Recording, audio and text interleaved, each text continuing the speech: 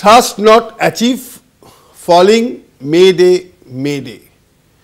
শেষ মুহূর্তে পাইলট এই বার্তাটাই দিয়েছিল। কি এই মেডে কল সেটা আমরা একবার দর্শকদের দেখাতে চাইছি।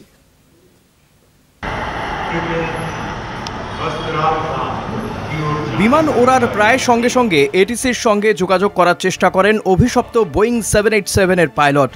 এটিসি সংকেত পায় মেডে কলের, তবে সাড়া পাওয়ার ধৈর্যটুকু হয়তো ছিল না এয়ার ইন্ডিয়ার বিমানটির।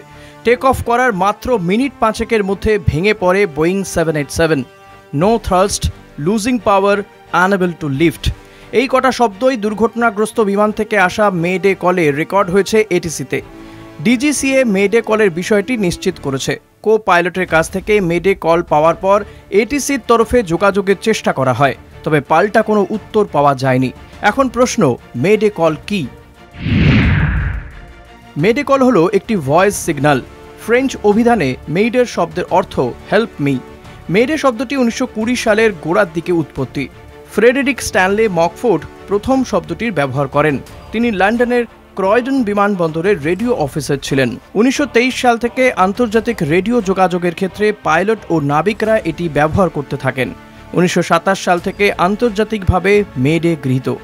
যখন কোনো পাইলট মেডে মেডে মেডে 3 বার বলেন, সেখানে জীবনহানির আশঙ্কা থেকে যায়। সমস্ত অপ্রয়োজনীয় রেডিও ট্রাফিক বন্ধ করে এটিসি তখন এটিকেই গুরুত্ব দেয়। এরপর পাইলট লোকেশন, বিমানে যাত্রী সংখ্যা, কী ধরনের জরুরি অবস্থা সহ বাকি প্রয়োজনীয় তথ্য দিয়ে এটিসির কাছে দ্রুত সাহায্য চায়। দুর্ঘটনাস্থল থেকে এটিএস উদ্ধার করেছে ডিভিআর, যার পুরো অর্থ ডিজিটাল ভিডিও রেকর্ডার। এর থেকে নতুন কি তথ্য উঠে আসে, সেই তথ্য থেকে অন্যরকম কিছু পাওয়া যায় কিনা, সেটি এখন দেখার। কলকাতা টিভি।